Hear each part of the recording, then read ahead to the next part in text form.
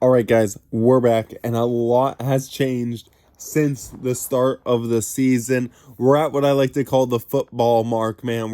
We've played 17 games so far, as you can see from Pasta right there, and we are at 27 points. At least I'm assuming that's what that number represents. So let's quickly go over the schedule and what's gone on, as the roster looks quite a bit different as well. So we left off. We were 5-2, lost 2-1 to Anaheim.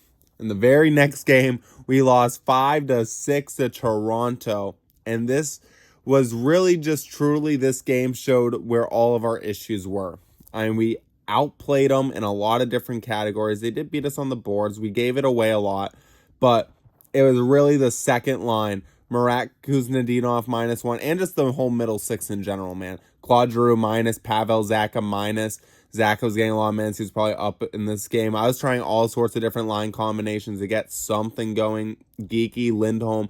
Oh, and then I was thinking what probably gets these guys up there is when we take a lot of penalties, because we have some games where we have a lot of penalties. This wasn't one of them, though.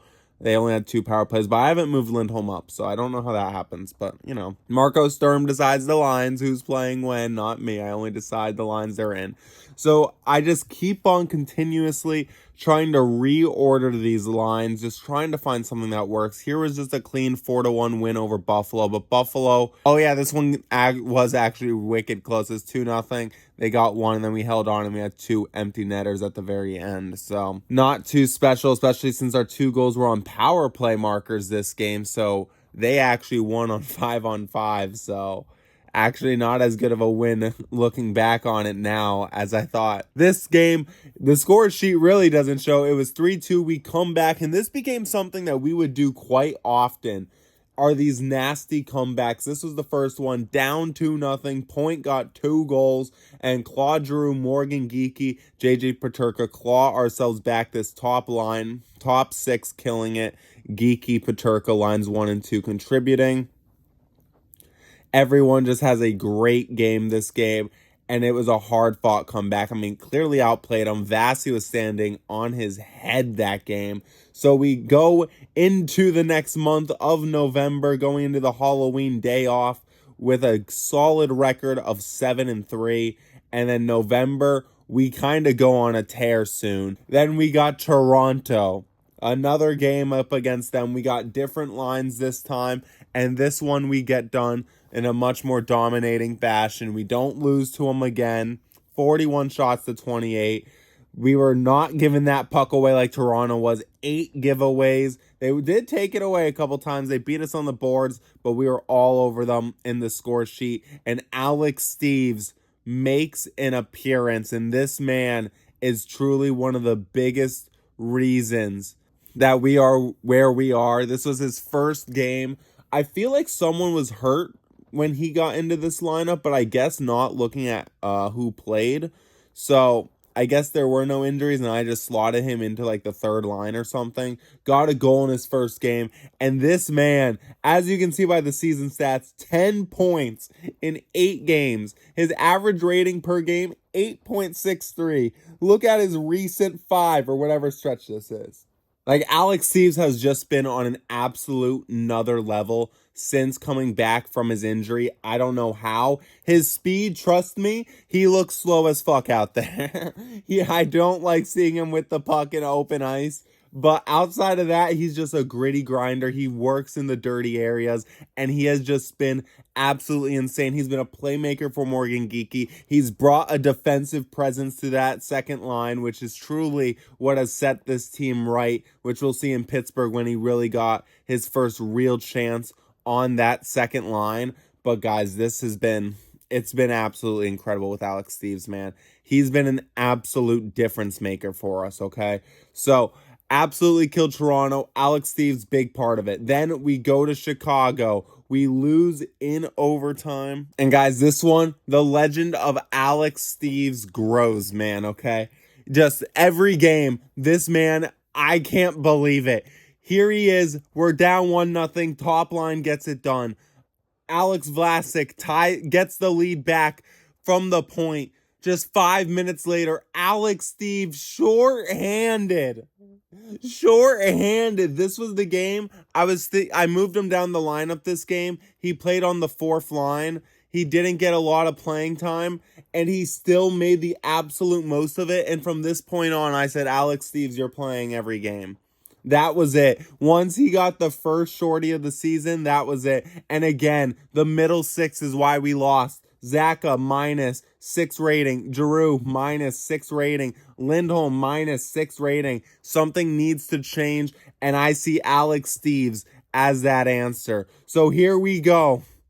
In Pittsburgh, 5-4 win. We have Michael DiPietro in the net. Swayman coming off a loss. I wanted to give him a break. In Detroit, Montreal, and Ottawa all had better records than Pittsburgh at the time. So I said, okay, DiPietro, you're going to get the start. And we win 5-4 in a shootout. Absolutely incredible. It was a great game. And you know who shows up on the score sheet? Alex Steves with an assist to James Hagens. We finally start to figure it out. We heavily outplay them. We outshoot them. They actually take the puck away a lot more than us, but they're giving it right back to us. We're winning it on the boards. We're winning it on the faceoff dot. We're passing our passes at a high percentage rate. And Morgan Geekie, 2 points +1. This game, we call up Dans Locmells because I just felt like the fourth line was struggling. And Dan Locmells, he was killing it in the AHL, man. Look at this history. Look at these AHL stats, man. 9 games, 8 points, +1, average rating of 7.11. I felt like he was ready to come up to the NHL. So I called him up. First game, he honestly really struggled. Dan's Locmells, at one point, it was just like, they were from like the blue line. The forward just carried the puck in. There's no way it was that hard of a shot, man. Just Michael DiPietro got absolutely beat. He struggles, but doesn't matter. He locked in when we needed him most. He got us the win, even though, he allowed them to tie it late, but he got us the win in the shootout. Same thing as the first shootout win. Pasta, Geeky show up, and this would be the start of something great, man. Aspro was a minus, though, and we still had to figure out the middle six. Then I also wanted to get Jordan Harris involved because I just wasn't feeling Yoki Haru. And the same game I pulled Yoki Haru, right? Put Jordan Harris in the lineup, knowing this was going to be his first game. And in practice, the day before this game, Yoki Haru gets hurt. So he would have had to miss this game anyway. So it was perfect timing for Jordan Harris anyway. It was a good time to switch him in.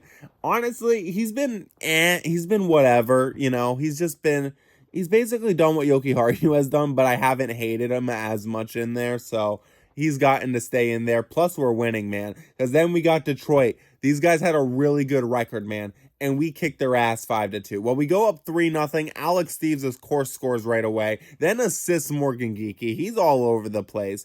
They almost come back, but then Elias Lindholm late gets it done from Husnudinov and Zakov on the third line. And this ends up being our third line, man.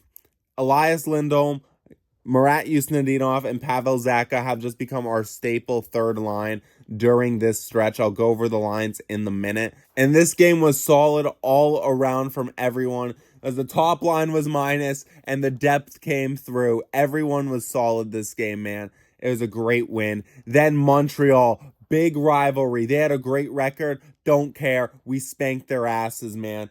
Go up 4-2, and that's the game, man. We get 6-2 cleanly. No empty netters. Morgan Geekie gets 2 goals late from Alex Steves. Pasta gets a hattie, man. We absolutely annihilated Montreal this game. We were all over them. They outshot us 48-34. Damn, Jeremy Swayman had a great game. But we were just all over them scoring as well, man. It was just incredible. It felt like we were dominating them. Where actually, if you look at these kind of stats, they were kind of on our asses. It's just we were scoring. We were taking advantage of our opportunities. Pasta, 3 goals. Geeky, the 2, like I said. The top 6 carried. And just, again, Alex Steves everywhere, man. 2 assists +1. He did great. Locmells, solid game. He's starting to kind of figure out his role on the team from third line, because that was the thing. This very first game, we gave him third line ice time. Clearly, it wasn't it. Then we went to fourth line center. More recently, we've put him on the fourth line wing, and he has found his home there. Then we got Detroit again. Detroit was looking for revenge, and this time they almost got it. They go up 2-0, and we get 3 in the second period to take the lead back in half the period. Hagens from Geeky Peterka. Locmells gets his first career NHL goal, so the rookies contributing big time. Then Geeky from who else but Alex Steves, baby. And then you got James Hagens coming in clutch. Less than 3 minutes to go from Alex Steves and Morgan Geeky to put the game away after Mason Appleton tied it, man. This was a back and forth game. It was absolutely insane, but the rookies end up carrying. James Hagens gets player of the game with his 3-point +2 night. The very last game to put us at that 17-game mark football record. Usually I like 16 games, and I thought that was perfect, but I wanted to go one extra and do the real football schedule because of one reason and one reason only. In this game, we called up Jonas Korpisalo. I mentioned it earlier. The couple games I've given DiPietro, he just sucked so much, and Korpisalo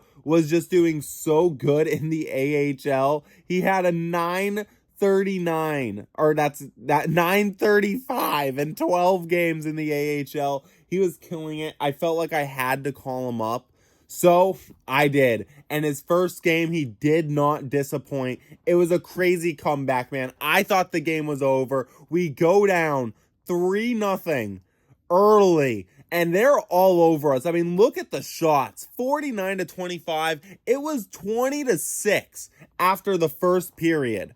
And we were at 19 of 20 for Jonas Korpisalo. He killed it. The board play was 50-50. Face-offs pretty even. We were throwing the body. Look at the block shots. That was also the crazy thing, man. When they had 26 shots or 20 shots, they also had 20 block shots, Boston. Like, it was insane. They had like 40 overall shots that compared to our like 15 because we had 9 block shots. So it was an insane game.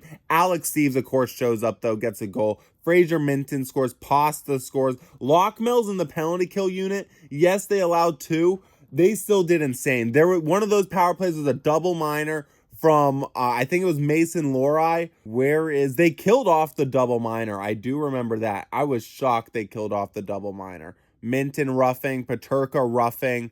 Where is it? It was Aspero, guys. 4 minutes in the bin to think about that double minor. I guess he got someone in the face, man. I don't even know. But this was just an absolute insane comeback, man. I couldn't believe it. I so thought the game was over. I mean, look, they did it all in the final 11 minutes. Alex Steves, the second line coming through, the first line getting it done, and then third line, Pavel Zacha chipping in. So, of course, if Locmells is in and Korpisalo is in, who is gone? Well, we actually lost a couple guys due to waivers. One I definitely should have traded, okay? One being Michael DiPietro. I definitely should have actually traded him. That was my bad because I should have noticed his reputation was very good, even though he's not very good. So I was just like, we're just gonna send him down. But then when I sent him down, he ended up getting claimed by Edmonton, which I was shocked by. I didn't think anyone was actually going to claim him. Like, I get he's making no money, but, like, he had an .866 save percentage. Who would claim a guy like that? And he's 27, like, so they ended up taking a chance on him. They put Tompkins on waivers, who he's actually, oh, no, that's in Bakersfield. So what has he done in Edmonton for them? He had an .867, so I guess he's not much worse, but still, guys. So we ended up losing him. And then for Dans Locmells, we ended up losing Mikey Easymont to waivers. I thought no one was going to claim him, too. He was a guy who hadn't been that special for us. Utah, he's done exactly what he's done in Boston for us. He's done absolutely nothing over there. So I didn't mind losing him. I mean, I was just thinking like, hey, very worst case scenario, he at least frees up an extra $1.5 million. I guess I should have tried trading him. I genuinely didn't think someone would actually claim him, but lost Michael Easymont.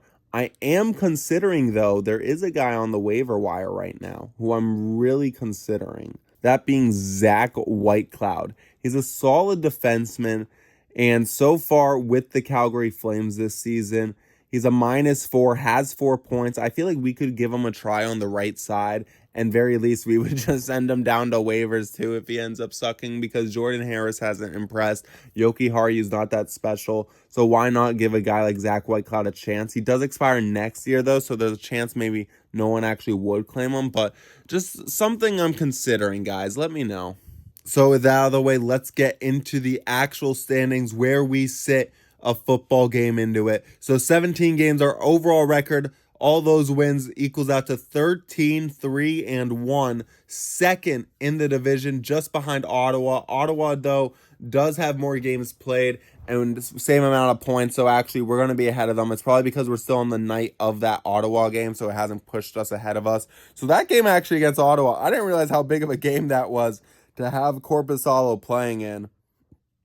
But I wanted to get Korpisalo in for one game before I brought it back to you guys, especially since I lost DiPietro, so I had to show, like, hey, Korpisalo's done something for us at least already. Buffalo in third place with 26 points, right behind us. Tampa Bay behind them at 23. Then over in the Metro, you got Columbus, Pittsburgh, and Carolina in the divisional spots, but Washington and the Rangers right on their asses. Detroit's also fighting for a wild card spot. Montreal is too. It's competitive, man. Everyone but Florida. Florida's actually sucking right now. I'm shocked. Over in the Western Conference, you got Utah in first place with 25 points, then followed by Colorado, Minnesota. St. Louis is only a point behind, fighting for a spot. Same with Winnipeg, couple points. Chicago right there. Dallas falling off a cliff. Shocking. In the Pacific, Anaheim 21 points and everyone else is ass. But because they're all ass, they're fighting for a playoff spot. You got LA, Calgary, Seattle, San Jose, Vegas, and Edmonton all right there. I mean, I guess technically even Vancouver has a shot with how bad that division's been. Looking at some team stats, in the last 10, we're actually the hottest team in the NHL right now. 8-1-1. That's incredible. We also have the best winning streak in the NHL right now, tied with Pittsburgh at 5. Goals for per game, we're in second place right now at 4.24, just behind Utah. We're scoring at an insane clip. Power plays dropped from like the 45% in the first 7 games down to 28. Our power play really has shriveled up. I've been thinking about making a change. I'm not 100% sure though. And then our penalty kill percentage, whoa. Whoa, it's bad. 69%. We need to figure out something about that penalty kill percentage, because that is not nice. That is not nice at all. Goals against per game, we are in 7th at 3.06. Trying to get below 3. That's where I'd like to be right now. Colorado, an incredible 2.41. And I was curious, how many shots on goals against do we allow? And guys, we are one of the worst in the league. We are bottom 4 in allowing shots. Really, our goaltending bails us out. I will guess I'll try to figure out a way to fix this. I'm not 100% sure, man, but that's bad. That is bad, man. That just tells me we're doing stuff in spite of our team, and our goaltending is carrying. Real quick, I guess, before we get to our team, let's go over the league leaders. The point leaders right now is Tim Stützle at 31 points, Alex Tuch at 29, Gunther 28, Peterka right behind at 26, Will Smith's at 27. Pasta makes the list down at 23rd with 22 points so far. Your goals leader, Alex Tuch's at first place with 17, Stützle 16, Gunther 16, Demidov 16, Pasta's up there with 13. Your assist leaders, Braden Points in first with 21. Peterka's in second, though, with 18. Then you got Charlie McAvoy in 6th place. Most for a D-man, or second most for a D-man. I didn't even realize. Adam Falk's at 17, so some defensemen really up here. Justin Falk has 15 assists. Wow, Lane Hudson's up here. Damn, man, okay. Now let's go over our point getters and our overall team. Let's go ahead and look at just the forwards for now. Peterka's leading the way with 26 points, 8 goals, 18 assists, shooting at a 16% clip. Absolutely crazy. Pasta's killing at 22 points. We already saw that. Morgan Geekie also at 22 points, 10 goals, 12 assists, shooting at 19%. All three of them over 8 rating. That's what I like to see. Fraser Minton not too far behind, though, at 7.59 with his 20 points, 17 games. James Hagens, finally a plus player. The second line of Hagens, Steves, and Geekie absolutely tearing it up. As Steves up here with an 8.63, the highest average rating. Of course, he's played a lot less games, but still, highest average rating so far, 10 points in 8 games. Zach at 8 points has battled his way back to being a plus. Claude Giroux still a plus. He's just really slowed down. The decreased speed, the age, I feel like it's just really gotten to him. He's much better where we got him at right now. Elias Lindholm, 5 points, -2, 7 rating. Dans Locmells, the 1 goal, -2, 6.4 rating. I'm going to give him a couple more games. Tanner Jeannot, 1 goal, -1, 7 rating. He's been a solid fourth liner. If I'm not complaining about him, he's doing his job, man. That's how I see him, man. Lucas Reichel, -2, 0 points, did absolutely nothing playing. Same with Kasterlik. Defenseman, McAvoy over point per game, incredible, over an 8 rating. Lindholm, not too far behind rating-wise, has 11 points of his own, +18, highest on the team by a mile, man. He's been killing it. Zadorov's in a really solid presence, +7, 6 points, 7.3 rating. Lohrai's brought some offense, 6 points, +8. Henry Jokiharju, maybe I need to get him back in there for Jordan Harris, man. I guess he has played better than Harris. I don't know, man. Maybe I have just been a Jokiharju hater for no reason, man. I just need to get him back in there. I don't know. Let me know. Goalies, Swayman killing it. 9-2-7 through his 13 started games. Korpisalo, incredible debut.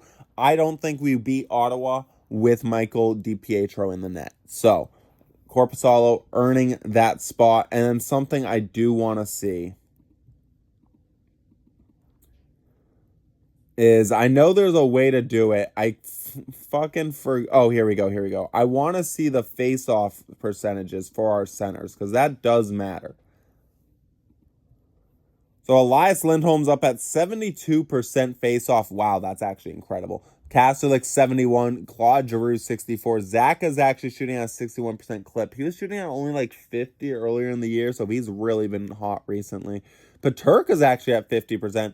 Hagens is at 45. It's actually gone up. I think he was at 40 earlier when I looked at like the 10-game mark. Fraser Minton's up at 0.4. He's gone down, man. He's gone down throughout the year. What's his face-off rating? Is it really that bad? He has a 14 for face-offs. I think part of it is just he's on the first line. So, like, if he was the second line center, he'd probably be faring a lot better. But because he's on the first line, it's just so much tougher. Locmells, he's playing the wing right now. That doesn't matter. So, guys, I've been talking about it for a while. Time to finally show it. These are the lines I've been rocking with. So, during this massive, 4 or 5 game win streak, starting with that Pittsburgh game, Peterka, Minton, Pasta on line 1. Alex Steves, James Hagens, and Morgan Geekie line 2, and they've been killing it, especially with Alex Steves, man. I mean, 2 10-rated games in his last 5. Incredible. Then third line, Husnadinov, Zaka, and Lindholm. Getting Zaka positive, getting Husnadinov positive, man, +1. And Husnadinov, the fact that he hasn't scored as much the last couple, but those first couple games when he was on that third line, he was getting the points still. So I'm sure it'll come back. I mean, he is not getting a lot of ice time right now. So I still expect him to be solid. Claude Giroux, Locmells, and Jeannot. I switched it last game. It didn't save, so let me just go like that. So that's what I did last game when I just had the win over Ottawa. I switched it to Giroux centering, Locmells on the wing. Swayman, Korpisalo in net. Defensively, we're going Lindholm, McAvoy, Zadorov, Lohrei, Aspero, Harris, but I think I'm going to put Jokiharju back in. Maybe I go get Zach Whitecloud. Let me know what you guys think. Penalty kill, power play, these are pretty much relatively the same. I changed this 4-on-4 because I realized this is what they take for the 3-on-3 too, so I wanted some more speed out there instead of Lindholm, so I got James Hagens in there. Everything else still relatively the same, guys. So I'm thinking trades-wise, at least from my perspective, Maybe we go get a defenseman. Maybe we just claim Zach Whitecloud, though. Let me know. And then forward core wise, maybe a fourth liner, but outside of that, like at the same time, I wouldn't mind moving Alex Steves back down and getting a faster second liner because, like, as good as he is, man, you just like, I really see the 8 speed, and I'm thinking. Let me know if you guys like this. I'm thinking for the playoffs, I'll do some actual like live comment because I do feel like it's fun to have the energy of being like live reaction to what's going on. So you guys, if we do that, you guys will definitely see how slow he is out on the ice, guys. He is a slow poke. So let me know what we should do to get this team up to that next level, because I'm worried that this is just like every other Boston team, man, where they got a good regular season, but come the postseason, one of these lower teams like Tampa, Carolina, Washington, if they squeak in, is going to kick our ass, man. I'm worried. I'm just, because we've also had a lot of comeback wins recently. Like, looking at the comebacks, Ottawa was a comeback. Was Detroit a comeback? I think Detroit was a comeback. So there's 2 comebacks in a row. Was this game a comeback? No, that one we almost blew a lead. Pittsburgh was a comeback. No, Pittsburgh was a blown lead, and then we ended up winning. So it's always blown leads and comeback, which I guess like that's just what the sport is. But I mean, like, here's one, we come back. So guys, let me know what we should do. I still think we're a top tier team either way, like we're a playoff team, but I'm a little worried that the depth, I'm worried that it could shrivel up on us, man, because I feel like the top 6 is really carrying us. And if I could get like a Steve's a little more down and like, I don't know, I feel like there's something to be done to make this team better. But let me know, guys. Peace, love, God bless. See you guys next one. Hope you're all well.